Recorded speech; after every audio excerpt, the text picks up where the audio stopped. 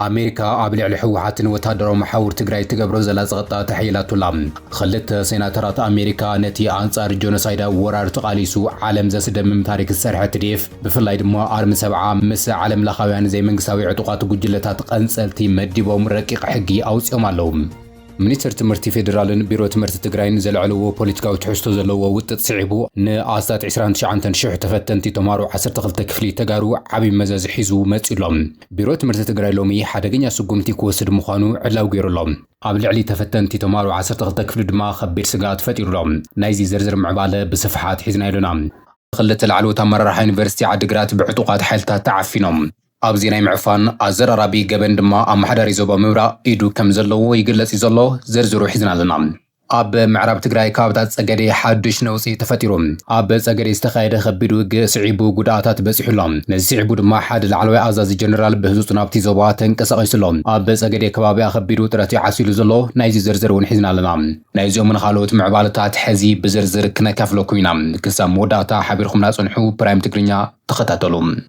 خلت سيناترات أمريكا نتي أنصار جونوسايدا ورار تقاليسو عالم زسد من تاريخ السرحة تريف بفلاي دما أرم 7 مس عالم لخوان زي من ساوي عتقات جلتات قنصلتي مديبو مرقق حقي أوصيهم علوم أمريكا نتي أبوشتي سراوي تجراي تديف زلو أرم 7 مس عالم لخوان زي من ساوي عتقات قنصلتي جلتات زمد بحقي ورقيق زلهم حيثات مكلغال تجراي تديفن أرم 7 أبو خنات حدير السودان إيد كم زلو مزقلس رقيق حق سينات أمريكا يوصي زلهم كوميتي زمدناتات وصاي سينات أمريكا أبزي قربا معلتات ززدقو أب سودان سلام نمسفان زعلم رقيق حقي مالتو ون اس 426 بيس إن سودان أكت أوف 2026 نحيلتات مكلخال تجراي تديفن أرم 7 أبتي نسلست عامتات زقصل حداوي خونا السودان بقتا ويون بتزاوري إيد كم زلوهم كاب زخصصهم زي من سوين عتقات جلتات حدا غيرو تقيسو ولم اتي بسيناترات جيمريشن كريس كونسن زقرب رقيق حقي أب سودان زكير زلو معقاتن جهزات سباي مسلات مكلخال زعلم كخون كلو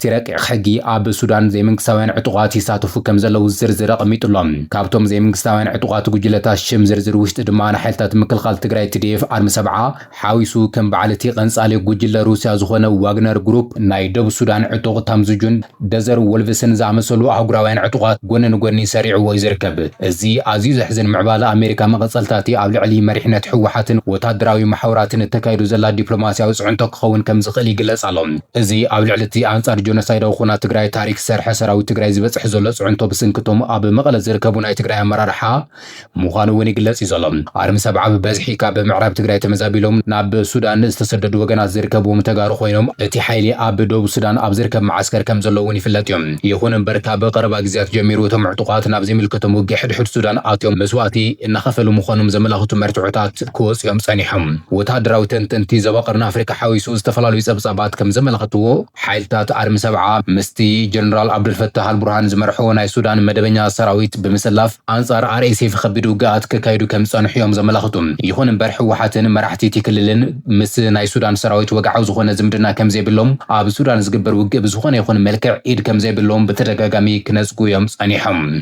بتماسلون بهراوي كوميشن تحدثو ايثيوبيا لعلي 50 زخون ناي ارم 7 واغاتي كاب دوب سودان تمليسوم اب اواش 40 اب زركب هاغراوي تحدثو عطقات دي ار كم زاتو غليصو منبارو زنقع يخونن ازي حجزي ولا كابيل خوينو بكوميتي زمدناتات وصاي سينيت صدقه خونن برغنا بخلتيوم ابيات مخرتاتن وكلتن حليفو ببريزيدنت ترامب ختام ايتنبرلون يزلم انتخونه غنا ازي نا امريكا وسانزي اتي ابزوبا قرن افريكان سودان نزلو تادراو قلولاو نتግራይ ውን خبير مزاز حيزو كمص كم زخليو زግለ زلوم اب مونغو مينستر تمرت فيدرالن بيرو تمرت تግራይን زلو بوليتيكاوي ملكع زلو ووጥ ابز حزو ዋናውቶም ن12 ዓመታት ክመሃሩ ጾንዑ ተፈተንቲ 12 ክፍሊ ወሪዱ ዓቢ ሓደጋ ደቂኑ ዘሎም ሚኒስተር ትምህርቲ ፌደራል በመሰረት ትይዘውጾ ናይ ፈተና መርሃ ግብሪ መሆይ በወረቀት ክፍትኖም ዘኻለ ተማሃሩ ትግራይ ናብ ሓደጋ ይወድቁ ምህሎም ዘመላኽቱ ምዕባለታት ይወጾሎም ቢሮ ትምህርቲ ትግራይ ሎሚ ኣብ ዘውጾ መግለጺ ኣብ ዝሓጸረ ግዜ ናይ ባዕሉ ፈተና ኣዳልዩ ተማሃሩ ክፍትን ከም ዝኽእል አንፊትሎም ሚኒስተር ትምህርቲ ፌደራል ተማሃሮ ትግራይ ቅድሚ ሕዚ ካብ ዝነበረ ስርዓት ፈተናን ግዜን ኣሰራርሓን ወጻኢ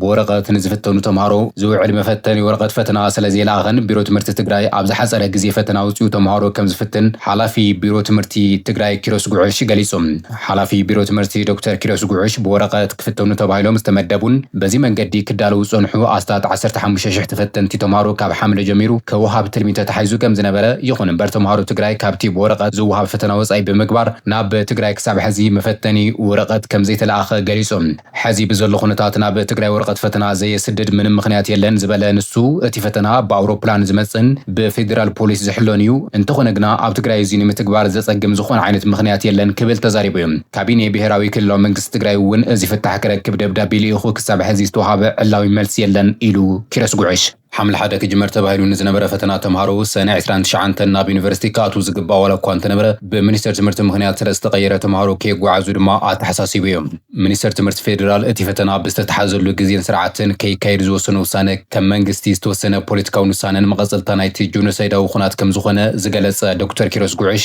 ስለዝኾነ ድማ እቲ ቢሮ ከም ትግራይ ኣብ ዝሓፀረ እዋን ስርዓቱን ደረጃውን ዝሓለወ ፈተና ውፅኡ ከም ዝፍትን ይገልጽ ዘሎ። ኣብዚ ፈተና እዚ ብኦንላይን ዝተፈተነ ይኹን ብወረቐት ዘይተፈተኑ ብጠቕላላ 29,000 ክፍተኑ እዮም ዝበለ ንሱ ብሄራዊ ክልላዊ መንግስቲ ትግራይ ናይ ባዕሉ መእተዊ ነጥቢ ወሲኑ ናብ ዩኒቨርሲቲ ንኽኣቱ ከም ዝገብር ድማ እቲ ሓላፊ ተዛሪቡሎም። እዚ ኣዘራራቢ ምዕባለ ተምሃሮ ዝምልከት ኣብ ዓብዪ ሓደጋ ዘውድቕ ክኸውን ከም ዝኽእል ዝግለጽ ኮይኑ ኣብ መንጎ መቐለን ኣዲስ ኣበባን ዝህሉ ፖለቲካዊ ምዕባለታት ድማ ክጓህር ከም ዝኽእል ይግለጽ እዮም።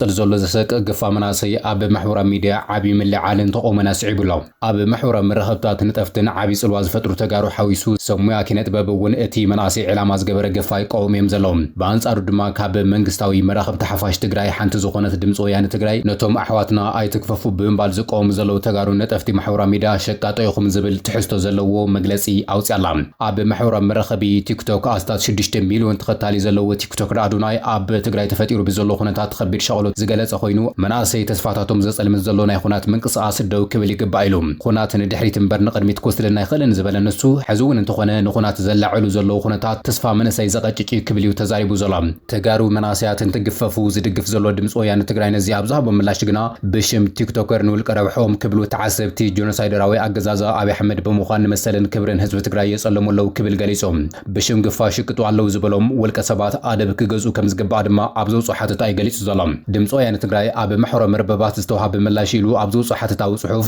ብቆስሊ ህዝቢ ትግራይ ይሽቅጡ ኣለዉ ዝበሎም ተጋሩ ካብ ሃገራት ኣውሮፓ ተባሪሮም መጺኦም ብሽም ህዝቢ ትግራይ ንስርዓት ብልጽግና ተዓሲቦም ክብል እዩ ኣዘራራቢ ግብረ መልሲ ሂቡ ዘሎ እቲ ትካል ንውልቀ ሰባት ዕላማ ገይሩ ኣብ ዘመሓላልፎ መልእኽቶም። እቲ ትካል ወሲኹ ብሽም ጸሪሑ ናይ ኣዶናይ ፈለግ ተኸቲሎም እዮም ዝበሎም ውልቀ ሰባት ብምጽዋዕ ስኬት ንጉስ ከምኡ ድማ ኣምባሳደር ኣሸንዳ ዜማ እምብዛ ብስራት ገብረ ስላሰን ሰላም ኣጥናፉን ዝተባሃሉ ንህዝቢ ትግራይ ከም ደላይ ኩናት ንጸላእ ድማ ከም ጸላእ ኩናት ገይሮም ብምቕራጽ ኩናት ኣይንደልን ሰላሚና እንደሊ ዝብል ጭርሖ ሒዞም መጽኦም ኣለዉ ክብል እዩ ድምፂ ወያነ ጽሒፉ ዘሎ። ድምፂ ወያነ ትግራይ ነዚ ዝብል ዘሎ ንሱ ክገብሮ ዝግባእ ዝነበረ ኣብ ልዕሊ መናእሰይ ተጋሩ ዝበጽሕ ዘሎ ብግዱድ ዝካየድ ዘሎ ዘሰቅ ገፋ ተቆይሞም ድምፆም ንዘስምዑ ፈጠርቲ ትሕዝቶ ተቆይሙ ኣብ ዘውፅኦ ሓተታዊ ጽሑፍ ምዃኑ ድማ ኣዘራራቢ ገይርዎ ኣሎ።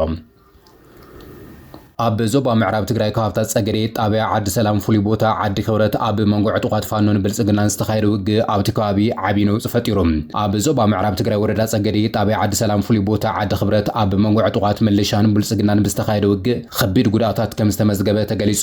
እዚ ኩናት ስዒቡ ድማ ኣብ ልዕሊ ንጹሐን ወገናት ዜጋታትና ግፍዕታት ከም ዝተፈጸመ ካብቲ ከባቢ ዝተረኸበ ሓበሬታ ኣመላኺቱ ኣሎ። እቲ ኩናት ኣብ ጸገዴ ከባቢውን ዝተወልዐ ብዕለት 26 ሰነ 2018 ዓ.ም ኮይኑ ምልሻ ብልጽግና ናብቲ ፋኖ ሒዘሞም ዝነበሩ ቦታታት ብምንቅስቓስ ዝተገበረ እዩ። እቲ ውግእ ኣብ መንጎ ብሸሪፎ ዝተባሃለ ኣካል ዝምራሕ ፋኖን ከምኡ ድማ ንባዕሉ ሰላም ኣኽባሪ ኢሉ ብዝሰየመ ብሻምበል እሸተይ ዝምራሕ ጽግዕተኛ ሓይሊ ምልሻ ብልጽግና ዝተኻየደ ምዃኑ ተገሊጹ። ኣብቲ ዝተኻየደ ናይ ተኽሲ ምልዋጥ ድማ ሓደ ካብ ፋኖ ከም ዝተጎድአ ዝተገለጸ ኮይኑ ካብቶም ሰላም ኣኽበርቲ ዝተባሃሉ ምልሻታት ድማ 3 ከም ዝቆሰሉ ተገሊጹ።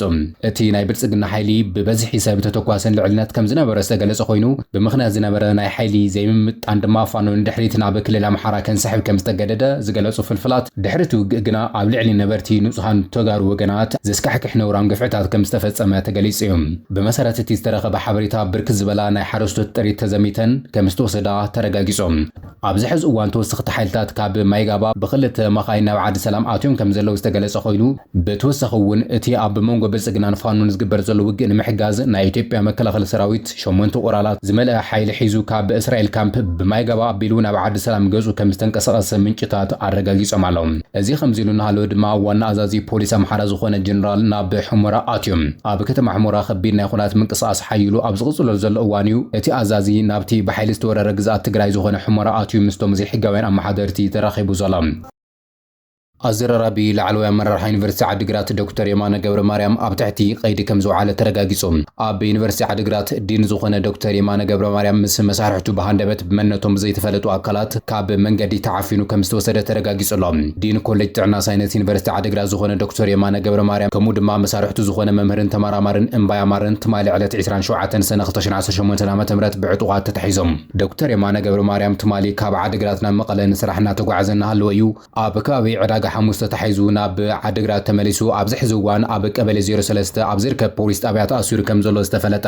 ዶክተር የማነ ብስራሕ ምኽንያት ናብ ኣዲስ ኣበባ ናይ በረራ መደብ ከም ዝነበረ እውን ተገሊጹ እዩ። ምስ ዶክተር የማነ ብተመሳሳሊ መንገዲ ተኣሲሩ ዝርከብ መምህር ድማ ኣብ ዩኒቨርሲቲ ዓዲግራት ተመራማሪ ኮሌጅ ጥዕና ሳይንስ ዝኾነ እምባይ ኣማረ እዩ። ክሳብ ሕዚ ክልቲኦም ኣመራርሓ ብምንታይ ምኽንያት ከም ዝተኣሰሩ ዝፈልጥዎ ወግዓዊ ነገር ከም ዘየለ ክበጽሕዎም ዝኸዱ ወገናት ሓቢሮም ኣለዉ። እቲ ናይ ትእዛዝ ማእሰርቲ ብኮሚሽነር ፖሊስ ትግራይ ዝኾነ ይሕደገሱ እዩ ምን ኣመሓዳሪ ዞባ ምምራቕ ፍስሓ ሃይላይ ከም ዝተፈጸመ እውን ይግለጽ ኣሎ። ክልቲኦም መምህራን ኣብዚ ሕዚ እዋን ኣብ ዩኒቨርሲቲ ዓዲግራት 03 ቀበሌ ፖሊስ ጣብያ ተዓጽዮም ከም ዝርከቡ እውን ተገሊጹ እዩ። ከንቲባ ከተማ መቐለ ዝኾነ ሃይላይ ኣረጋዊ ኣብ ቀረባ መዓልታት ብስንኪ ዝተፈጸመ ጉጉይ ዝበሎ ናይ ግዱድ ሓፈሳ ብሓይሊ ንምስላፍ ዝግበር ተግባር ፈጺሙ ተቐባልነት ከም ዘይብሉ ገሊጹ። ፍስሓ ሃይላይ ንመራኸብቲ ሓፋሽ ኣብ ዝሃቦ መብርሂ ህዝቢ ትግራይ ዓብዪ ናይ ምኽቲ ዕላማ ኣለዎ ዝበለ ኮይኑ ብሓይሊ ንምስላፍ ዝግበር ዝኾነ ይኹን ጻዕሪ ግን ተቐባልነት የብሉን ክብል ገሊጹ። ሰራዊት ትግራይ ብሓይሊ ሰብ ንምጥንኻር ሓዱሽ ናይ ምስላፍ ተጋደልቲ ናብ ኣሃዱታቶም ናይ ምምላስ ምንቅስቓስ ከም ዘሎ ዝገለጸ ንሱ እዚ ስራሕ እዚ ብምትእማን ክካየድ ከም ዝግባእ ዋላ እኳ እንተገለጸ ኣብ መቐለ 0506 ናይ ኣፈዛ ማጌጋታት ከም ዝተፈጸመ ድማ ገሊጹ። ኣብ ቀበሌ 05 ዘጋጠመን ብማሕበራዊ ሚድያ ዝተዘርግሐ ቪድዮ ኣመልኪቱ እቲ ከንቲባ ክገልጽ እንከሎ እቲ ጉዳይ ብሓይሊ ናይ ምስላፍ ዘይኾነስ ብጸረ መኸታ ሓይልታት ዝበሎም ኣካላት ዝተወደበ ናይ ዕግርግር ተግባር ክብል ገሊጹ ወይ ካብቲ ቀበሌ ክምለሱ ዝተጸውዑ 20 ተጋደልቲ ናብ ኣሃዱታቶም ክምለሱ እንከለዉ ብቐረጻ ዝተሰነየ ዓውዓው ከም ዝተፈጠረ ድማ ገሊጹ። መበገሲ እቲ ጸገም ንምፍላጥ ምጽራይ ይካየድ ከም ዘሎ ዝሓበረ እቲ ከንቲባ ሓቅታት ምስ ተረጋገጹ ተሓታትነት ዘረጋግጽ ስራሕ ከም ዝስራሕ ድማ ገሊጹ። ህዝቢ ትግራይ ኣብ ቀንዲ ዕማማት መኸተ ብምዕሳል ህልውንኡ ክከላኸል ላዕላውነቱ ክረጋግጽን ናብ መሰረተ ውሳነ ክግስግስ ከም ዝግባእ ድማ ገሊጹ እዩ። 3 ደቂ ኣያቶላህ ዓሊ ካማኒ ኣብ ስነ ስርዓት ቀብሪ ኣቦኦም ክርከቡ እንከለዉ ስልጣን ዝተረከበ ሞይታባህ ዓሊ ካሚኒ ግን ክሳብ ሕዚ ዘይምርኣዩ ኣዘራራቢ ኮይኑ ኣሎ። ሎሚ ሰንበት ንኻልኣይ መዓልቲ ኣብ ዝቐጸለ ስነ ስርዓት ቀብሪ ነበር ላዕለዋይ መራሒ ኢራን ኣያቶላህ ዓሊ ካማኒ 3 ደቁ ተረኺቦም። እንተኾነ ግና ስልጣን ተረኪቡ ዘሎ ሓድሽ ላዕለዋይ መራሒ ሞይታባህ ዓሊ ካማኒ ክሳብ ሕዚ ኣብ ቅድሚ ህዝቢ ኣይተርአየን እዩ ዘሎ። ደቂ ዓሊ ካማኒ ዝኾኑ መሰይም መስዑድ ሙስጠፋን ካሚኒ ኣብ ቴህራን ኣብ ዝተኻየደ ስነ ስርዓት ጸሎት ኣብ ቀዳማይ መስመር ከም ዝተረኣዩ ተገሊጹ። ኣብ ፈላማይ መዓልቲ ውግእ ኣሜሪካን እስራኤልን ኣብ ልዕሊ መንበር ገዛ ኣያቶላህ ዓሊ ካማኒ ብዝተፈጸመ መጥቃዕቲ ጓሎምን ወዲ ጓሎምን ሓዊሱ 4 ኣባላት ስድራ ቤት ኣያቶላህ ዓሊ ካማኒ ከም ዝተቐተሉ ይፍለጥ እዩ። ኣብቲ ፈላማይ መዓልቲ መጥቃዕቲ ሞይታባህ ዓሊ ካማኒ እውን ከቢድ ጉድኣት ከም ዝበጽሑ ይግለጽ እዩ። ሞይታባህ ስልጣን ካብ ዝሕዛት ሒዙ ክሳብ ሕዚ ብወግዒ ኣብ ቅድሚ ህዝቢ ኣይተርአየን እዩ ዘሎ። ወኪል ዜና ሮይተርስ ኣብ ወርሒ ሚያዝያን 3 ምንጭታት ተቒሱ ኣብ ዘውፅኦ ጸብጻብ እቲ ሓድሽ መራሒ በቲ መጥቃዕቲ ገጹ ከም ዝተበላሸወን ኣብ ሓደ ወይ ክልተ እጋሩ ከቢድ ኣካል ጉድኣት ከም ዝበጽሑ እውን ገሊጹ ነይሩ።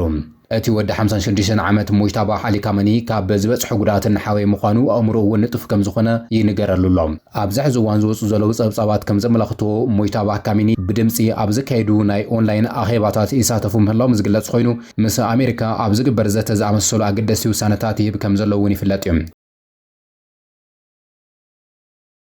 ክብራትን ክብራንን ሎሚ ዕለት ናባኹም ዝሓረነዮም ምዕባልታት ነዚኦም ይመስሉ ነይሮም። ሓቢርኩም እናሰለል ፀናሕኩም ዜና ነመስግን ቻናልና ሰብስክራይብ እንዳገበርኩም ክትከታተሉና ንዕድመኩም።